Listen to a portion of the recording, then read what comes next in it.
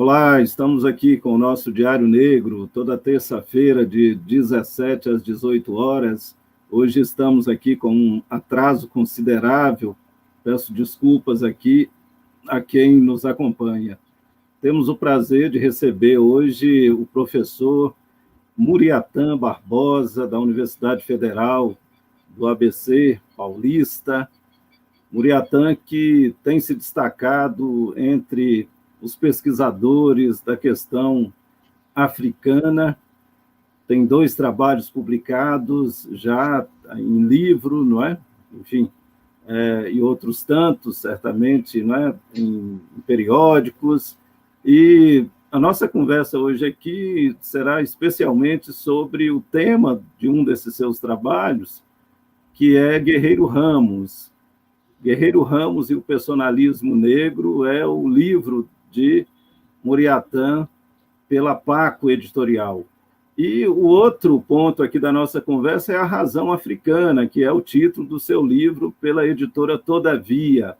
Então, agradeço muito a Muriatan pela disponibilidade para estar aqui conosco. Hoje, infelizmente, o professor Ildenilson Barbosa não estará aqui, por questões aí pessoais, não é? Mas não vamos perder tempo, já começo, então, passando a palavra a Muriatan, e com uma pergunta, Muriatan, não é? De onde vem, afinal de contas, esse seu interesse pela africanidade em geral, para além do óbvio, é claro, né? Porque a África deve, pelo menos, interessar a todos nós, claro, não é? Mas há algo aí de especial nessa sua trajetória? Oi, Anelito, boa tarde, viu, para você, pessoal da organização, um prazer estar aqui contigo. E gostei muito do programa, viu? Vi um outro episódio aí para me acostumar à ideia e achei muito interessante. É uma coisa que a gente precisa fazer mais, né? Conversar. A gente precisa mais conversar do que palestrar, geralmente. Sem dúvida. Está palestrando muito, aí o pessoal fica sem graça de perguntar o que tem que perguntar. Aí, quando você vai falar, já fala demais, aí acaba o tempo, não dá tempo para o debate, enfim. Eu sou mais esse estilo do diálogo do que, né, muitas vezes da palestra, né? Acaba sendo mais útil. Bem, meu caro, eu agradecer também as suas palavras aí. Eu acho que tem uma geração jovem aí interessada, felizmente, né, no assunto, levar a bandeira adiante. E nós temos que fazer isso com competência, né? Porque, finalmente, a população negra, o ativismo negro conseguiu entrar mais fortemente nas universidades públicas, né? E eu acho que isso nos traz uma responsabilidade grande também, porque, como diria um antigo político, que ainda não se foi, felizmente, pela primeira vez na história desse país, né, os negros estão na universidade, é verdade. Né? De um ponto de vista, claro, né, quantitativo, não é que um ou outro nunca tenha estado, mas quantitativamente. Né? Eu acho que isso é uma responsabilidade, né, para a gente, e isso acho que responde um pouco já a sua pergunta, na verdade. Porque o intelectual negro, ele, querendo ou não, ele é empurrado para o assunto. Uhum. Às vezes por uma questão pessoal, já uma motivação própria, que ele quer estudar isso, etc. Às vezes porque, racionando sobre a questão, ele vê que é onde ele pode ser mais útil também, né? Onde ele pode contribuir melhor, né? E eu lembro nos meus tempos de USP lá atrás, há 20 anos atrás, né, que o pessoal fazia um bullying com aqueles também estudantes negros que estudavam outros temas, que não da negritude, fazia inclusive um bullyingzinho. O cara fala, não, eu estou estudando não sei quem em Bourdieu. Aí você fala, tudo bem, mas o negro e Bourdieu é isso? O que tem a ver com isso? Por que você está estudando Bourdieu? É por aí, eu acho que foi uma coisa, tem uma coisa geracional, uma coisa do turno. Sim, eu comecei a estudar esse tema com colegas que estão comigo até hoje, que a gente conversa. né, sobre essas temáticas. Né? Então, sim, sim. Pois Buratã, você nasceu na Suécia, não é? E, isso. como comentávamos aqui nos bastidores, não é? E a sua formação se deu em lugares diferentes, não é? Tanto na Europa quanto em lugares diferentes do Brasil, passando inclusive pela Bahia, como você me dizia há pouco, não é? E como é que foi isso, não é? Esse seu nomadismo, digamos assim, não é? Em primeiro lugar, como é que se explica? Eu gostaria que você nos dissesse aqui um pouco sobre isso. A explicação é porque eu sou filho de 2 exilados políticos, né, dos anos 70.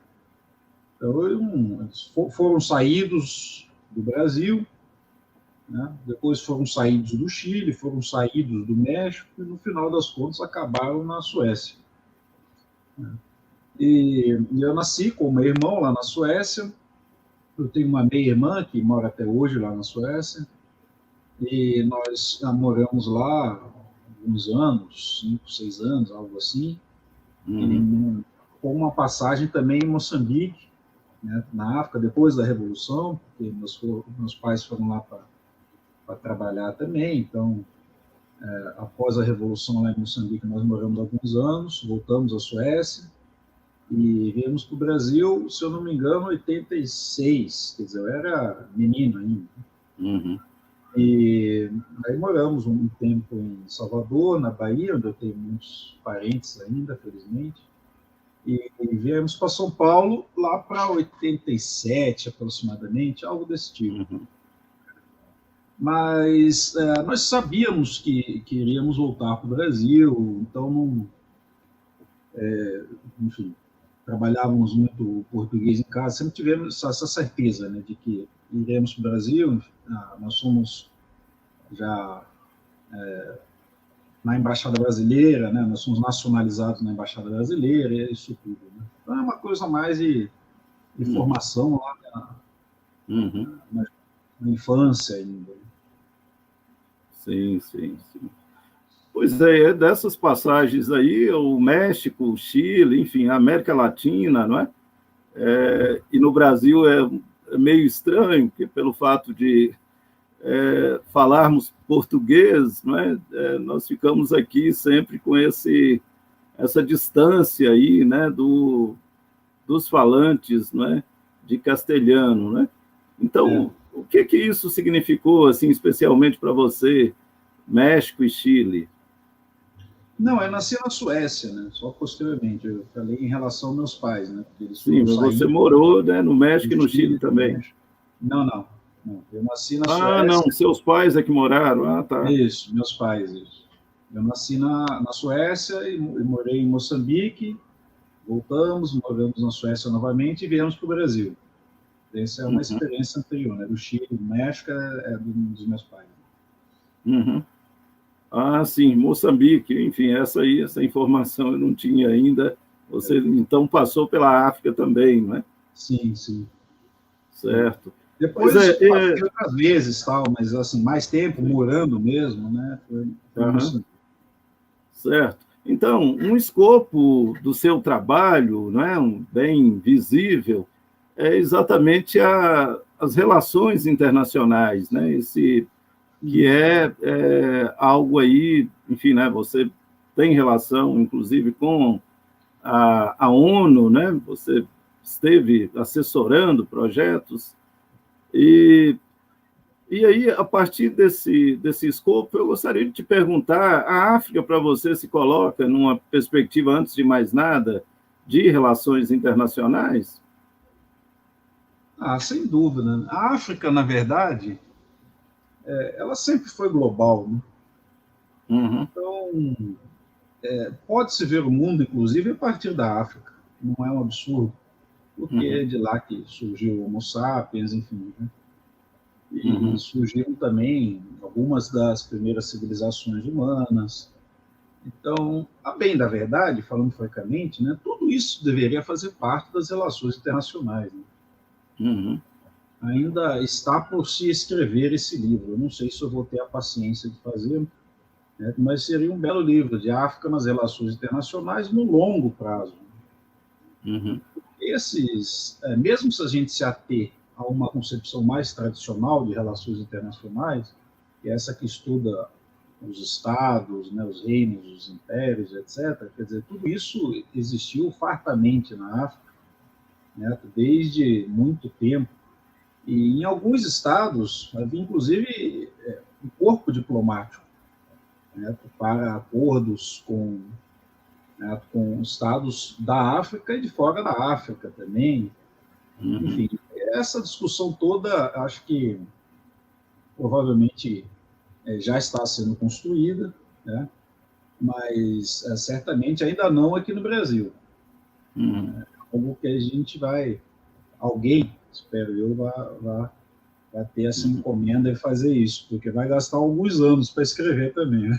Vai dar trabalho. Mas a minha relação, digamos, é mais com o pessoal que estava organizando a história geral da África, né? Por conta Ah, sim. da Unesco.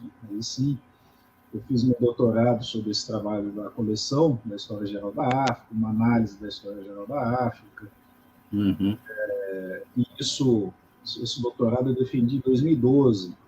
Aí, nessa época, eu participei de algumas reuniões, uma, inclusive, na Etiópia, que foi muito interessante, foi o professor Kabengele também, foi o Walter Silvério, foi a Elisa Lark Nascimento, foi um pessoal de ponta.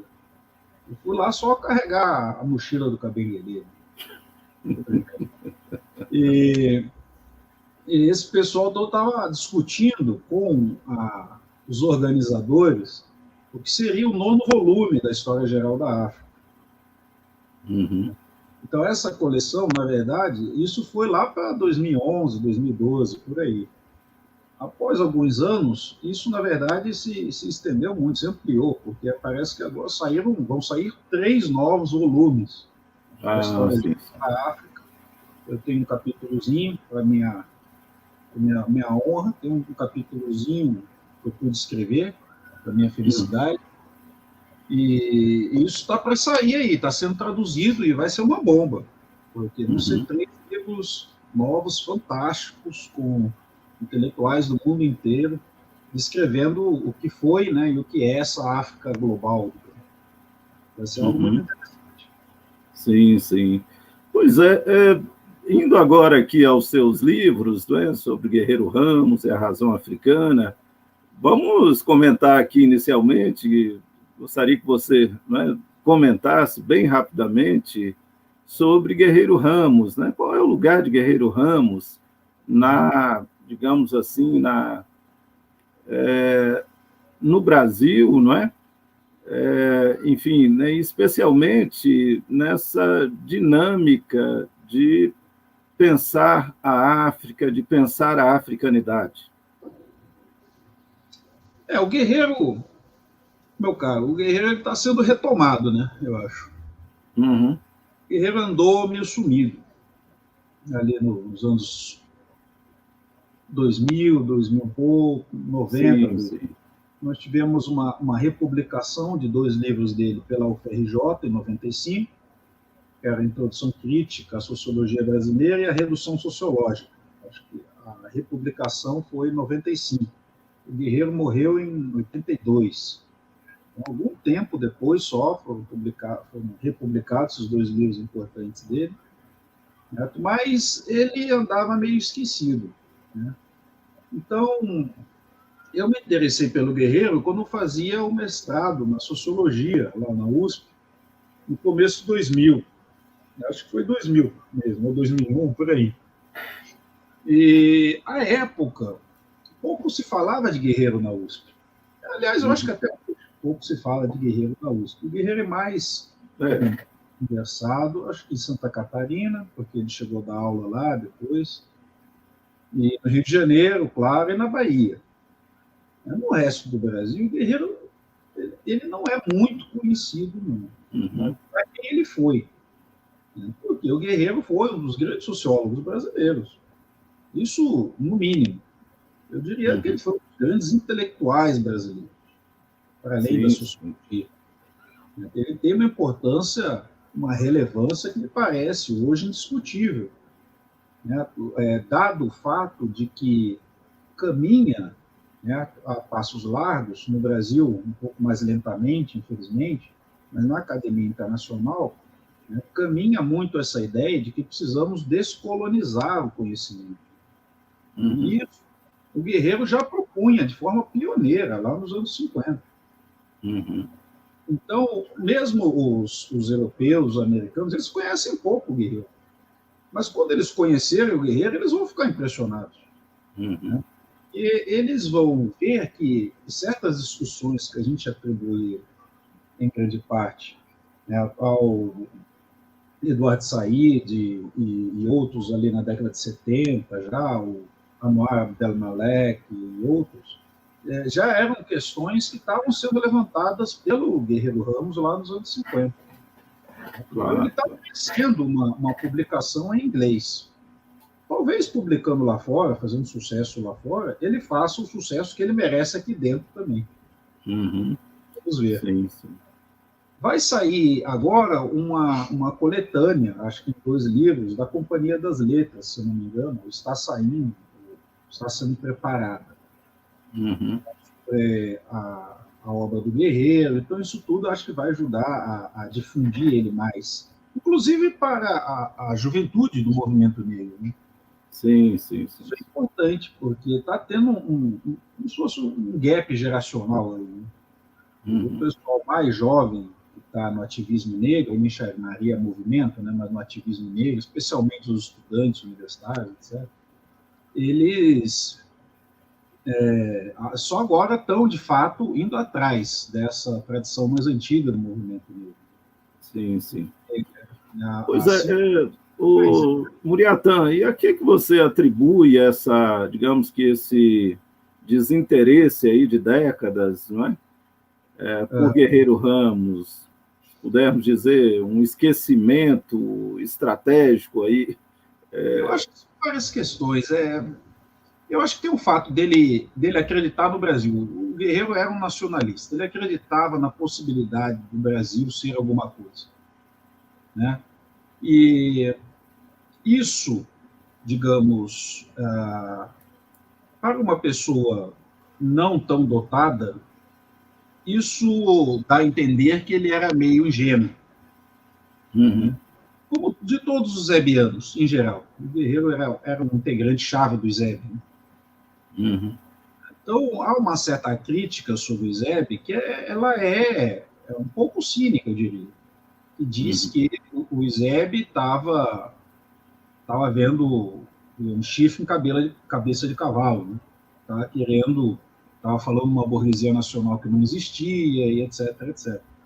Agora, essa crítica a posteriori dos fatos é muito fácil, né?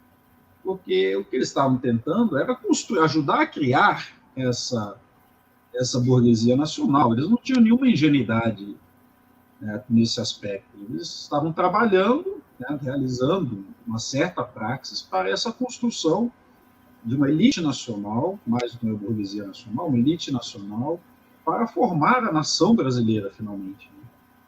E essa conversa ficou um pouco demodê, até na esquerda. Então, acho que isso é uma razão importante. A outra é que o Guerreiro tinha inimigos, né? Aquela discussão dele com o Florestan, né, aquilo rendeu inimigos poderosos para o Guerreiro, sobretudo em São Paulo, né? A outra razão, eu diria que já é um pouco da filosofia do Guerreiro, da forma como ele escrevia. O Guerreiro, ele abre portas, mas ele não fecha todas elas, mas ele levanta questões interessantes. Isso, do meu ponto de vista, é uma das grandezas dele, mas muita gente acha isso como um problema. Ele levanta, mas não resolve essas questões todas. Eu não vejo muito isso. Eu acho que levantar problemas é uma das funções do intelectual, do bom intelectual. Sem dúvida, sem dúvida. Pois tem uma questão, assim, o foco do seu livro, não é, que é o conceito de personalismo negro, não é? Você poderia falar um pouco sobre esse conceito? O que é o personalismo negro? Esse princípio, essa ideia, o Guerreiro trouxe da filosofia personalista. Hoje isso é praticamente esquecido. Então, se eu falar do personalismo por aí, pouca gente sabe do que se trata. Mas é basicamente uma filosofia existencialista de viés católico, né? E esses caras, tipo Emmanuel Mounier, Max Scheler e outros lá na Europa, no Entre Guerras, sobretudo, eles acreditavam, né, que a pessoa humana, né, tinha que se reconhecer consigo mesmo, né, que todo indivíduo, por ser uma criação de Deus, né, deveria se orgulhar do que é, né, e a partir disso, né, fazer uma humanidade melhor, fazer-se mais humano e trabalhar para uma humanidade melhor, né? E o Guerreiro, ele foi muito influenciado por esse debate, por esse viés lá de trabalho, né, de filosofar lá do Entre Guerras. E da minha perspectiva e de outros também que trabalham aí com Guerreiro e tal, essa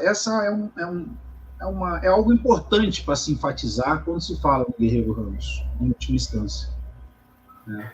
Então, eu, pensando sobre isso, né, eu propus essa ideia do personalismo negro, né, que seria o Guerreiro mais ou menos o seguinte: ele acha que a pessoa negra, ou a pessoa vista como negra, ou seja, circunstancialmente negra, porque não existe branco ou negro, a gente que inventou isso, né, como forma de distinção social, né, e ele tinha plena clareza disso.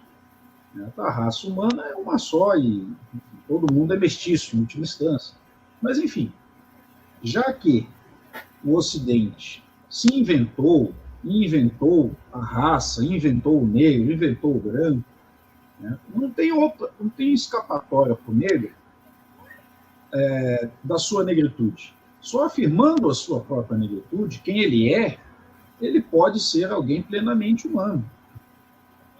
Então, o personalismo negro é essa crença de que o valor, o reconhecimento da humanidade do indivíduo são valores essenciais para a construção do homem, de uma forma geral. E que, para o homem negro, isso passa pela afirmação da sua negritude. Não há como ele negar isso. Não há como ele fugir desse assunto, simplesmente. E dizer, eu sou o homem universal, e essa questão de negro não é comigo, não tem nada a ver com isso. Não, isso não existe. Por quê? Porque na sociedade você é visto como negro. E isso, embora você saiba que isso é uma questão circunstancial, né, isso não tira a relevância de que para você ser alguém, para você construir a sua identidade, né, você tem que partir do pressuposto de que, né, como obra de Deus, você deve se valorizar pelo que você é, em última instância. Claro, claro.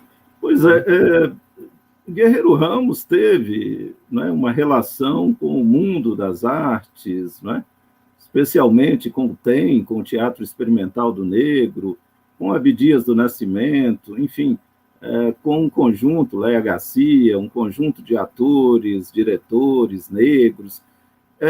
Eu gostaria que você nos falasse um pouco, se possível, sobre digamos que uma relação entre esse conceito de personalismo negro e o mundo artístico. Há uma relação aí, o mundo artístico que tem em vista sempre uma perspectiva, ou frequentemente, uma perspectiva afirmativa, não é? Enfim, uma autoestima, não é? Para ele, no sentido de autoestima. Sim. Para ele e para o pessoal do TEM, tinha uma relação importante com o mundo das artes, com a estética, né? Porque eles achavam que a experiência de vida, né, a experiência da existência negra implicava uma voz diferente no mundo. Uhum. Implicava uma percepção de mundo diferenciada que, em grande parte, né, só a cultura podia captar. Ou melhor dizendo, era melhor expressa no âmbito da cultura até do que em outros âmbitos. Né? Então, eles chamavam isso, seguindo o pessoal da negritude francófona, né, de subjetividade negra, né, um termo comum também, alma negra. Claro. Para a gente hoje, isso tem um certo... Assim, você pode olhar, mas tem muito de essencialismo nisso, né? Não sei das quantas. Mas, no fundo, o que eles estavam dizendo, isso até, se você pegar, até isso não está no César, está no Senghor, que não por acaso está aqui nos nossos também. O que eles estavam dizendo, no fundo, é que a questão do negro é uma questão existencial também. Uhum. E é uma questão existencial que se constitui historicamente. Né? Então, o fato da escravidão, o fato da diáspora, tudo isso forma uma certa subjetividade negra. Claro. Né? Então, o discurso era menos essencialista do que se costuma dizer, do meu ponto de vista. Uhum. Outra coisa, claro, é lá o Leopoldo Sédar Senghor, por exemplo, vai falar de uma ontologia do negro e tal qual, a relação do negro com o cosmos, a cosmogonia do negro como uma coisa muito própria. Bem, tudo bem, isso já é levar o argumento, exacerbou o argumento, né? Mas, digamos, para a maioria desses intelectuais todos, e aqui no Brasil também, a negritude seria essa representação dessa existência negra, né, do ponto de vista estético, cultural, né, porque eles achavam importante para a formação desse orgulho negro, né, dessa percepção de que o negro também contribui com o mundo, né, em última instância. Sempre contribuiu e continua contribuindo. Né? Sim, sim. Pois é, eu, a princípio, fico pensando muito, Muriatã, no conceito, né? Quer dizer, estamos aqui, não é? Embaraçados sempre em conceitos, né?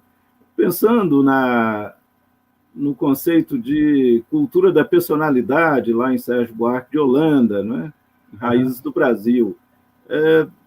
Você vê aí, né, uma proximidade assim, né, entre esses conceitos, e mais ainda para quem, enfim, né, para não ficar aqui num âmbito muito, digamos, elevado, porque o conceito de cultura da personalidade tem uma dimensão negativa lá em Sérgio Buarque de Holanda, ou seja, graças a esse, digamos que a esse conceito, a prática desse conceito, que aqui no Brasil é comum, aquela coisa do olha com quem você está falando, enfim, né? Ou então da meritocracia na base do QI, do quem indica, não é? Ou seja, do processo de mitificação de determinadas figuras, e aí no campo político nós temos isso de maneira muito recorrente, não é? Determinadas figuras que são elevadas à condição de mitos, não é? E tem 200 mandatos, porque parece que não tem nenhuma outra pessoa, né, com capacidade e tudo, né, para ocupar esse espaço de poder, não é? Enfim, basicamente, haveria aí, né, uma relação entre personalismo negro e cultura da personalidade? Sua pergunta é difícil de responder. Eu não vejo essa relação direta. Porque uma coisa é a personalidade de um povo, digamos. Né? Sim, sim. É aquela coisa dos alemães, que está mais no fundo do debate aí do Sérgio Buarque, né? Como a personalidade histórica de um povo. Claro. No caso do Guerreiro, ele mesmo não usava muito essa palavra, personalismo, não. E eu que achei que era útil para sintetizar, né, boa parte do pensamento dele. mas no sentido dele, era mais o personalismo filosófico, Sim, né, sim. francês. Então, essa ideia de que o ser humano é capaz Sim. de continuar se humanizando. Um viés afirmativo. Um viés afirmativo. Então, em grande parte, é até um contraponto a essa ideia da personalidade histórica. Né? Sim, sim. Porque eles acreditavam, e o Guerreiro estava nisso também, né? Primeiro, tinha uma crença profunda no ser humano. Uhum. E acreditavam que o ser humano era capaz de saber lidar com a sua liberdade, de saber se construir como humano continuamente. Uhum. Porque o homem não estava condenado a ser massa de manobra, a ser nada, a ser o Sim. Zé Ninguém. Uhum. Como diria o William Reich, né, naquele livrinho dele, o Zé Ninguém, escuta Sim, Zé sim. Ninguém. Então, o Guerreiro acreditava que era possível que o ser humano fosse melhor do que isso. E ele passou a vida acreditando nisso, para bem e para Uhum. mal. E não era nenhuma ingenuidade, é porque ele queria acreditar. Uhum. Ele queria acreditar. Mesmo no último livro dele, lá porque a Nova Ciência da Administração, Uhum. ele continua, no fundo, com a mesma perspectiva. Né? Porque, agora, por que algumas pessoas, independente até do nível de riqueza, não é só uma questão de classe social. Né? Por que algumas pessoas buscam essa afirmação de si no mundo, buscam construir algo, enquanto outras não, se acomodam à mesmice, à mediocridade e a serem massa de manobra dos outros? Essa é a questão que eu acho que motivou muito o Guerreiro durante muito tempo. É uma questão interessante, né? Estamos falando do Guerreiro, mas estamos fazendo uma discussão, digamos, filosófica também, como com muita gente aí, em última instância, né? Por que algumas pessoas tentam se humanizar, buscam esta possibilidade de ir além, de fazer algo construtivo, né? Enquanto que outras aceitam essa vida, né? Porque é isso que o Sérgio Buarque falou do brasileiro, que a gente vê da maior parte da população brasileira, que é um dane-se, né? Galera, claro. O povo tá aqui no Zap Zap, no jogo do Corinthians, no jogo do não sei quem, e deixa para lá. Né? Não quer nem saber. Tudo que você vai discutir é academicismo, é não sei das quantas, e, né? E a gente sabe o que é. O povo não está muito interessado em grandes questões, não. Isso não é de hoje, né? Sim, sim, sim. Pois é, dentro disso, você já tocou aí, né, no último livro de Guerreiro, sobre a administração, enfim, essa inflexão que se dá aí no pensamento de Guerreiro Ramos, né, no sentido de compreender esse campo da administração, campo da gestão, e ele vai para os Estados Unidos, não é? Ou seja, um lugar que é o ponto de referência desse Estado administrado, desse mundo administrado, como Adorno dizia. Isso, Muriatã, assim, nos leva a uma dimensão de Guerreiro que, é claro, é a dimensão da sua geração, que é essa geração dos anos 1930, 1940, especialmente, não é? Que quer contribuir, a geração de intelectuais que quer contribuir para se formatar, para se formar um Estado-nação no Brasil, finalmente, digamos assim. Isso que, até agora, assim, né, está, digamos que, irresolvido, não é? Então, digamos que nós temos aqui um Estado-nação que, apesar de nós estarmos chegando aí aos 200 anos, né, da independência, tudo ainda é muito na linha do que você acaba de mencionar, né? Tudo marcado por uma grande irresponsabilidade social, não é? Mas eu gostaria que você nos falasse, então, um pouco sobre Guerreiro Ramos, já então articulado a essa razão africana.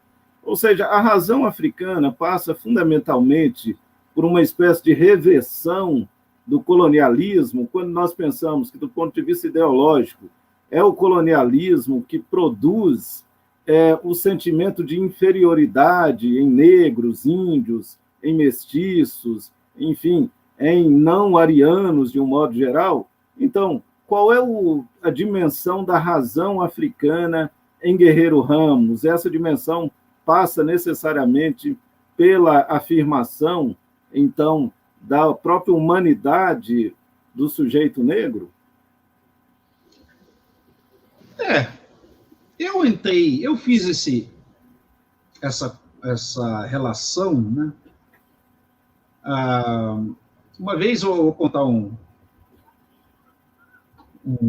caos. Eu estava nos Estados Unidos e aí eu apresentei a minha dissertação, né, o Anani Zenio, que é um ganense que está há muito tempo nos Estados Unidos, na Universidade do Brown, e que foi uma personalidade muito importante nesse estudo da diáspora. Ele ajudou muito os brasileiros que foram para os Estados Unidos, era muito amigo da Abdias, enfim. E ele leu a minha dissertação, do Guerreiro, e no final das contas, a gente teve um encontro depois, ele falou, olha, vamos direto ao ponto. Você acha que o Guerreiro tinha um problema africano? Fala a verdade. Porque é isso, o Guerreiro, ele escreve, do ponto de vista de hoje, se a gente lê algumas coisas dele lá dos anos 40, você pula, né? Fica estranho, porque ele chega a afirmar que aquilo que a gente chama de cultura negra deveria ser posto no museu, porque é o que foi, né? Não é o que é ou vai ser, é o que foi. Isso lá nos anos 40 ainda, final dos anos 40, ele se integrando ao TEM com essa conversa. Ele, inclusive, referia-se a si mesmo não como negro, mas como mulato. Né?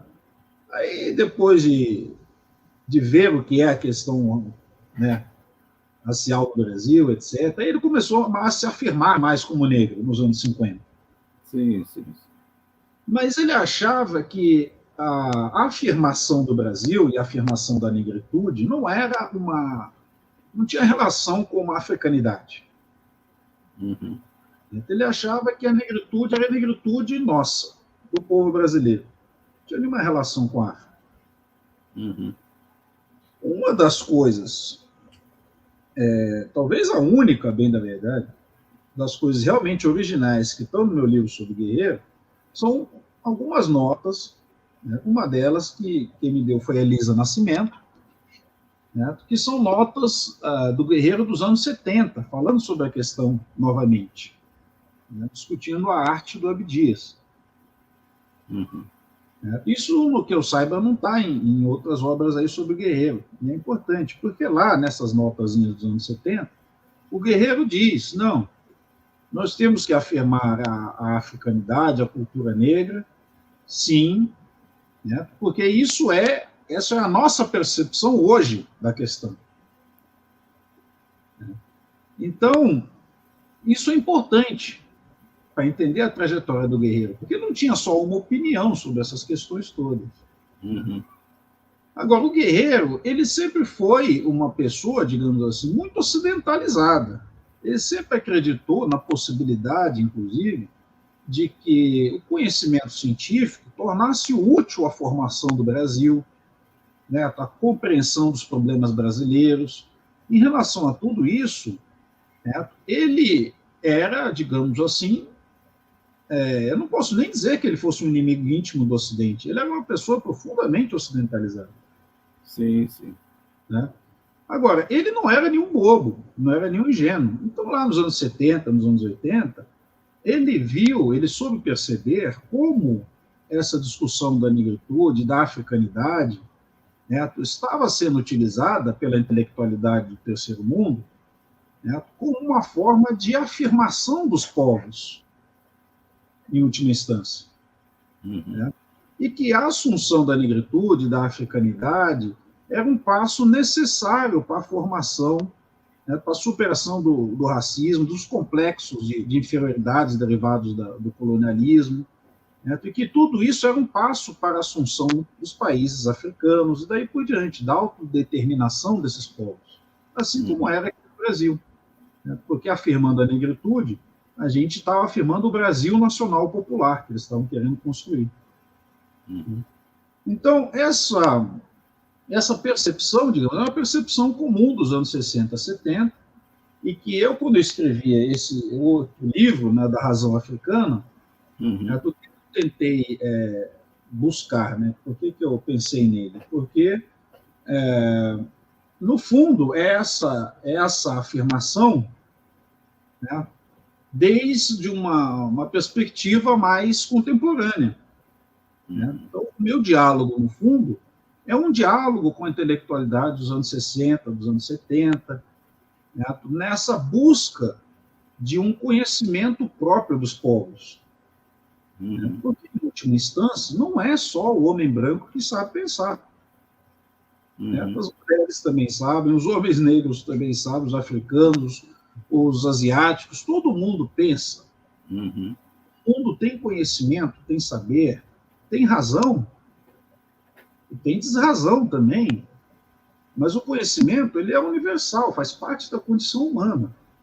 Né? Então, essa busca da razão africana, de certa forma, né, ela tem algo de guerreiriano, né, porque ela se faz na reconstrução da tradição intelectual africana, que eu tentei mostrar no livro, que para além da diversidade, há uma tradição intelectual africana, pensando a África, né?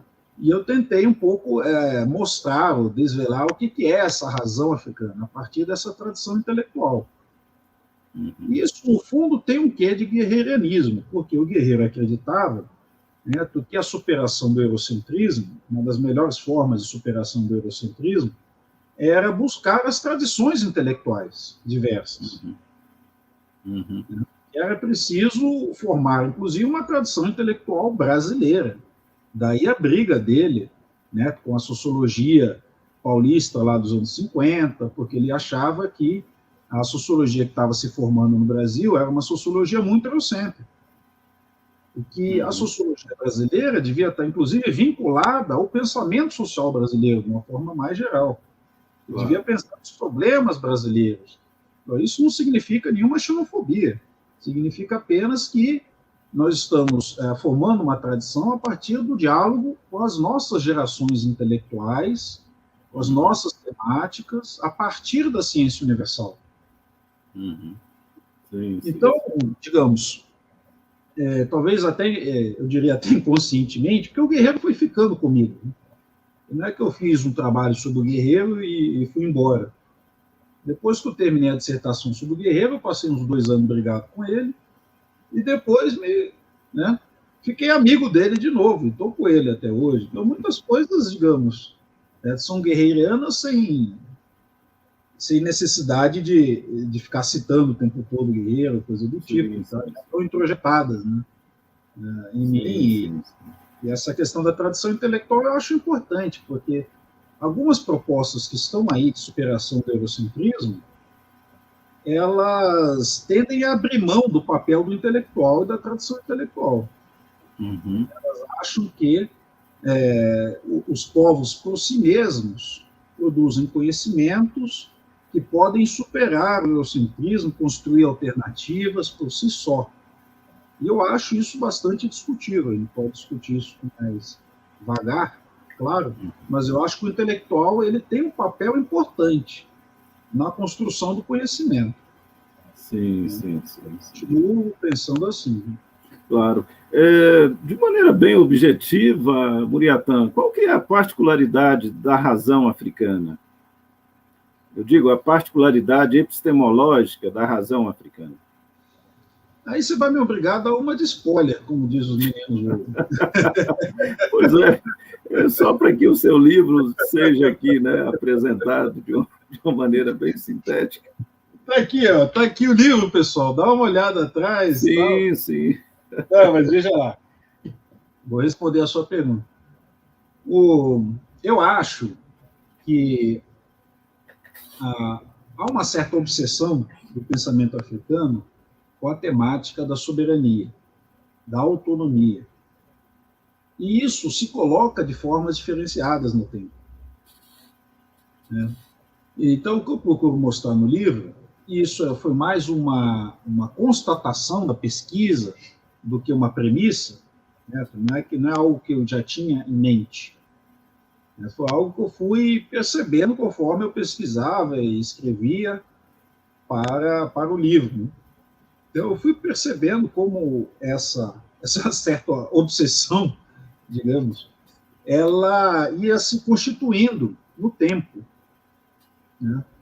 E ela tinha âmbitos diferentes. Então, ela passava por um discurso mais do nacionalismo cultural, do que seja uma africanidade, lá do final do século XIX ainda, até o entreguerras. Ela passa pela discussão política, da descolonização, do marxismo, do que fazer, do pós-guerra. Né? Ela passa por uma afirmação dessa soberania também em termos de uma economia política dos anos 70, dos anos 80, até chegar às ciências sociais e humanas na África, que, em última instância, né, claro, discutem uma diversidade enorme de temas, mas que, quanto mais retoma essa temática em novos moldes, mais ela ajuda a construir essa tradição intelectual que eu chamei da razão africana. Tem novos moldes, cara, novas temáticas, então a discussão que eu chamei lá do autodesenvolvimento, mas do desenvolvimento endógeno, que é outro termo muito discutido, não só do desenvolvimento, mas da endogenia, numa perspectiva da endogenia dos diversos problemas africanos. Eu digo, isso remonta ao século XIX. Né? Não é que esses caras estão inventando isso agora do nada. Né? Conscientemente ou não, são discussões que, em última instância, remontam lá ao Edward Blyden, né? Outros lá do final do século XIX, início do século XX ainda. E não me parece que isso seja uma coincidência. Né? Então, é claro, há a transmissão de conhecimento nas gerações de intelectuais africanos, para que isso seja assim, mas tem algo mais por trás. E essa questão que está mais por trás me parece ser o fato de que a África foi soberana durante muito tempo da sua existência. Né? As sociedades africanas, elas trabalhavam desde esse viés, digamos, que não é uma questão só epistemológica, ela é primeiro material, antes de ser epistemológica. Mas mesmo uma pequena aldeia africana, ela vivia de forma mais ou menos autônoma. Ela não precisava necessariamente estar numa rede complexa, com relações com outras sociedades e coisas do tipo. Né? Muitas vezes estavam nisso, mas essas relações eram secundárias diante da vida material delas, que a vida material delas era basicamente local. Mesmo alguns dos grandes reinos africanos ainda eram assim. Então, a questão da soberania africana é uma questão histórica, milenar na África. Né? E a África perdeu essa soberania. Né?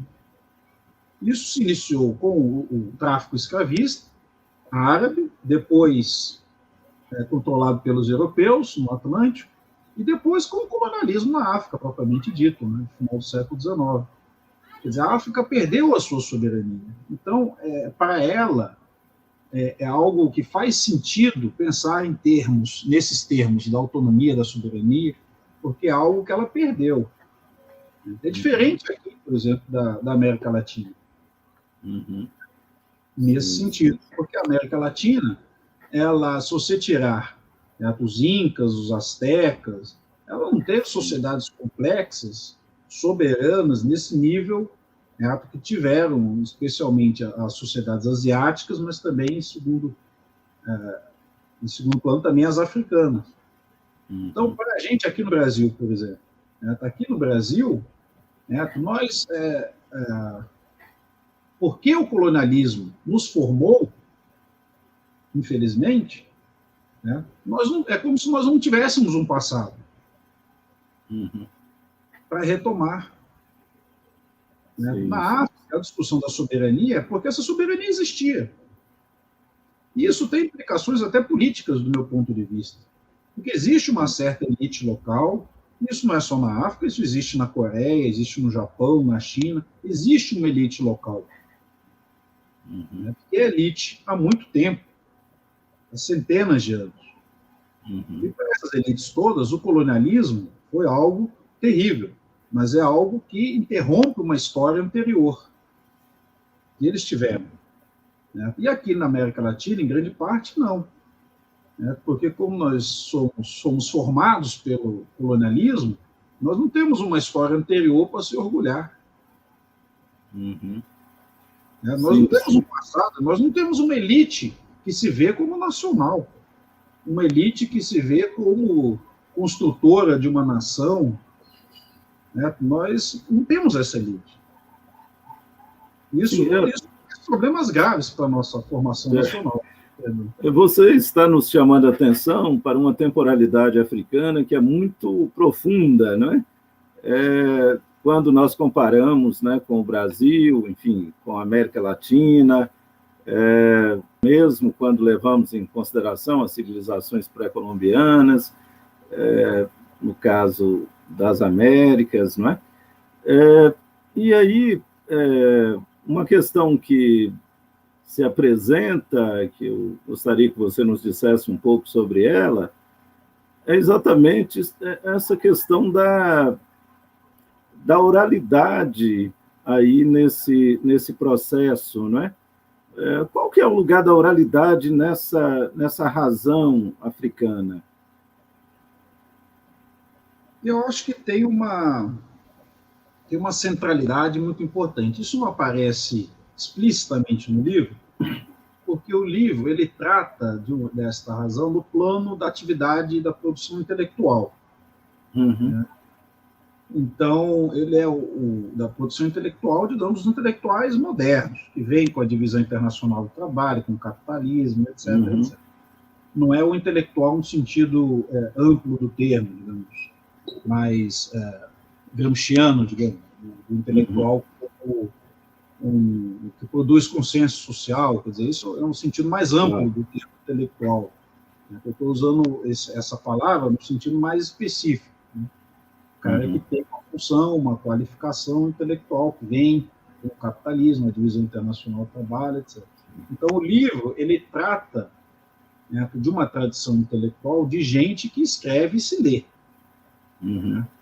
Agora, tudo isso que é produzido por essa intelectualidade no século XIX e XX, sim, ela está baseada no conhecimento, em grande parte, pelo menos, né, neste conhecimento, nessa transmissão do conhecimento da oralidade, né, que é muito africana, é muito característica das sociedades africanas. Né? Agora, isso não é algo óbvio. Né? Os historiadores africanos, por exemplo, né, no pós-guerra, muitos deles buscaram mostrar como a oralidade africana poderia ser utilizada como fonte de trabalho. Né? E eles tiveram muita dificuldade em realizar isso, não porque eles fossem incompetentes nessa demonstração, mas porque isso questionava uma das ideias mais sacras à época do trabalho do historiador, que era a ideia de que o historiador tem que trabalhar com fontes escritas. Claro. Documento, né? Com documento, né? O documento dessas as fontes escritas. E então eles, em especial, né, foram muito importantes nessa continuidade da relevância das tradições orais para a intelectualidade africana. Né? Então, você pegar o Amadou Ampateba, né, o Bobo Rama, O Petuelo Gotts, lá do Quênia, o Niani, Jibril Niani, todos eles eles trabalharam a maior parte das suas vidas tentando mostrar, até para essa tradição intelectual africana mais recente, portanto mais ocidentalizada, como, em última instância, o conhecimento africano também teria que estar baseado nesse conhecimento oral, né, mais antigo, e que isso era possível fazer. Uhum. Eu acho que é uma das coisas mais relevantes, talvez, de que os historiadores africanos trouxeram, e que depois foram trabalhados também pelos historiadores europeus, né, e estadunidenses, como o Giavancina, por exemplo, da Bélgica, foi por aí também, e muitos outros. Né? Claro, claro. Mas aí o seu livro traz aqui a memória um livro importante, né, também, que apareceu ultimamente, de um africano, né, Achille Mbembe, que é exatamente um livro Crítica da Razão Negra. Eu gostaria que você nos falasse, estamos aqui finalizando, e é para finalizar, qual seria a diferença, digamos aí, de uma razão africana para uma razão negra? Eu sei que não está exatamente assim no centro do seu livro, não é? Essa questão, mas como já suscita, né, isso, né, Mbembe tem estado aí digamos que na ordem do dia, em razão do conceito de necropolítica, em especial. Você poderia nos falar um pouco sobre essa, digamos, possível semelhança e também, né, diferença entre lidar com razão africana e razão negra? Eu acho que aí há mais diferença do que semelhança. Porque o Mbembe, ele vem de uma perspectiva pós-estruturalista, Foucaultiana. Né? O que ele está fazendo, em grande parte, né, é a crítica da razão negra, né, no sentido da desconstrução, do entendimento de que a razão negra, né, é uma invenção, obviamente, mas até aí todas as ideias são uma invenção, então, tudo bem. Mas de que nós temos que entender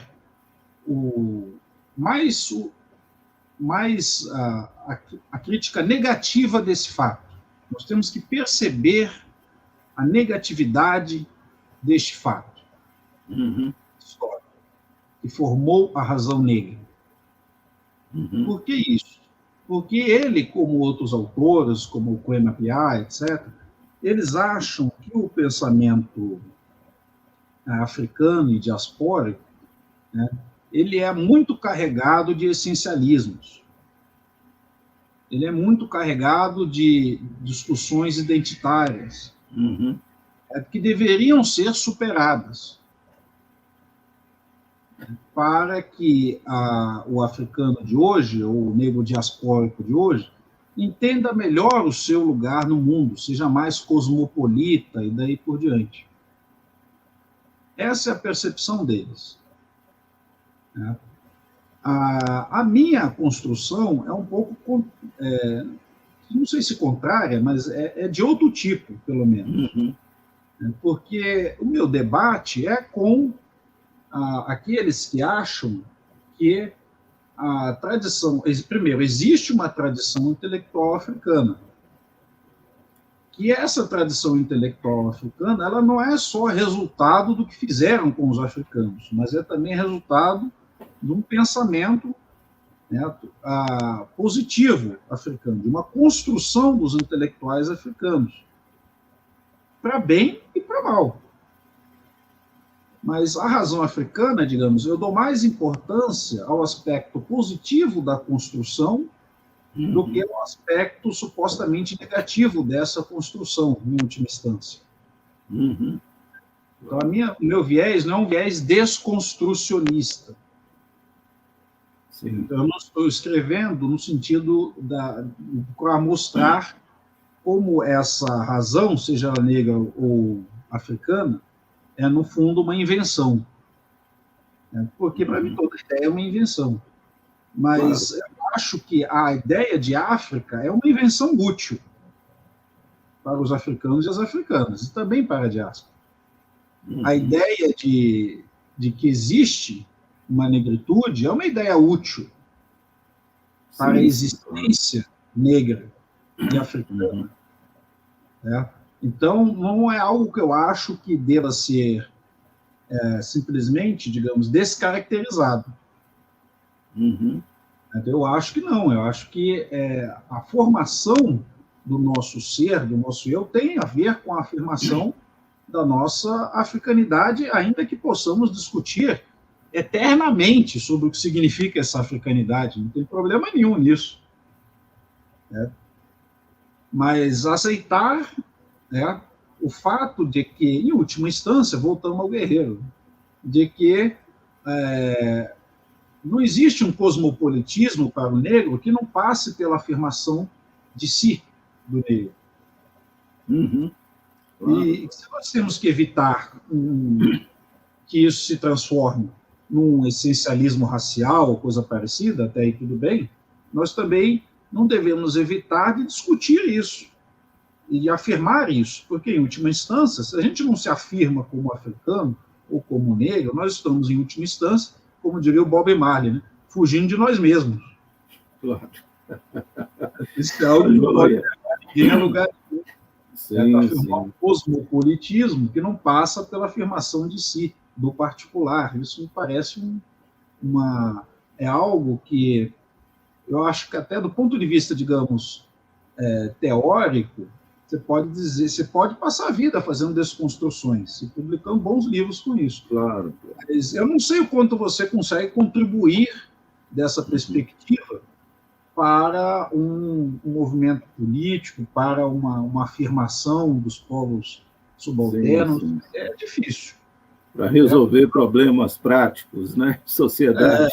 É claro que... E é por isso, né? Quando o pessoal do ativismo negro aqui da diáspora, né, eles, embora afirmem o Mbembe, o que interessa do Mbembe para eles é o debate da necropolítica, porque encaixa na nossa denúncia do que está ocorrendo aqui. Sim. Em outros lugares. Mas não é tanto essa discussão, digamos, mais da desconstrução do Mbembe, coisa parecida. Né? Claro. Eles não estão muito interessados nisso. Eles querem o termo, a necropolítica, beleza. Isso pode ser para a gente, manda ver. Né? O utilitarismo, né? O utilitarismo que tem, não é assim, o seu lado oportunista, né? Pode ser útil para, digamos, criticar e demonstrar uma política de genocídio que, de fato, está ocorrendo no Brasil. Sim. Então, certo, se utiliza o conceito de uma forma mais livre, tal e qual. Agora, mas não para ajudar a resolver esse problema. Construir é sempre mais difícil do que destruir. Claro. Um antigo filósofo popular dizia que é mais fácil destruir um muro do que construir um muro. Claro. E essa é a dificuldade do pensamento, muitas vezes. Porque quando você propõe uma construção de algo, você também se coloca na vidraça. Sim. De outro que pode jogar a pedra, te criticar, falar que você está inventando. Você está inventando a razão africana? Não tem razão africana nenhuma. Não, tudo bem, leia o livro, vamos discutir. Claro. Vamos discutir. Por que eu estou inventando ou não? Vamos discutir. Sim. Agora, seria mais aprazível se eu fizesse a crítica da razão africana. Não seria? Eu acho que muita gente que não é do ativismo ia gostar mais até. Olha aí, tá? Eles mesmo estão desconstruindo o que eles construíram. Olha lá. Claro, é o Miriatã que disse, não sou eu que estou dizendo, é o Miriatã que disse que a razão africana é só uma invenção, que isso não tem importância nenhuma, que é só essencialismo. Eu daria um prêmio para esse indivíduo que dissesse isso. Não é à toa, né? Talvez que o Curapiá, o Mbembe estejam com tantos prêmios por aí. Mas, enfim. Tá certo, Muriatã. É um prazer, realmente, né, contar com a sua participação aqui, para essa prosa tão agradável e, enfim, tão substanciosa, não é? Eu quero agradecer a você, e especialmente pela paciência aqui, não é? Tivemos aí um atraso, né, no início, Quero agradecer a quem nos acompanha neste momento, acompanhará aqui no canal Matracas, né? A Rede Matracas, e quero convidá-lo a retornar aqui para a gente conversar mais sobre esses temas tão importantes e outros também. Tá certo, Muriatã? Maravilha, Lenito. Foi um prazer. E convidando aqui estarei, quiçá com outra conversa aí, para a Claro, gente claro, com levar certeza. adiante. Né? E convidar a todos Prazer. e todas, né, para conhecerem aí os seus 2 livros, né? Guerreiro Ramos e o Personalismo Negro, pela Paco Editorial, e A Razão Africana, pela editora Todavia. 2 importantes livros para discutirmos, né, questões que estão aí prementes, né, questões abertas, não é? E discutir essas questões com critério, não é? Com responsabilidade social, histórica. Não é isso, Muriatã? É isso, meu cara. Estamos aí, temos muito a fazer. Muito. O pessoal está querendo simplificar as coisas, mas não dá, não. Vamos ter que complicar antes de simplificar de novo. Tá certo. Muito obrigado, Muriatã. Um grande abraço, viu? Um abraço, meu cara. Tchau, Boa tchau. noite aí para ti. Boa noite.